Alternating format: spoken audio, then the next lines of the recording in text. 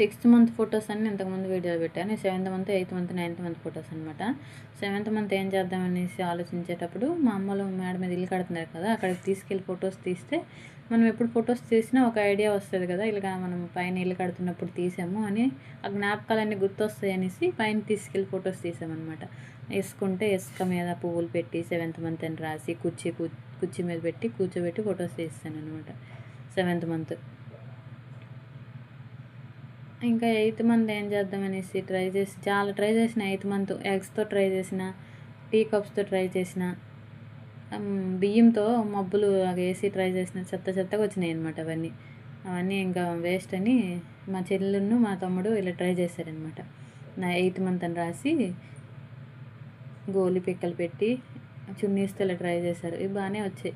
నేను చేసిన దానికంటే ఇవి బాగున్నాయి అనేసి ఇవే ఉంచాను అనమాట 8th మంత్. ఉదయం చేయడం వల్ల వెలుగు ఎక్కువ ఉండడం వల్ల ఫొటోస్ సరిగ్గా రాలే. డోర్లు వేసి లైట్ వేసి చేస్తే బాగుంది, కానీ అలా చేస్తారు 8th మంత్. 9th మంత్ ఇంకా మేము నెల్లూరు వచ్చామన్నమాట. నెల్లూరు వచ్చేసి 9th మంత్ కూడా అయిపోయింది.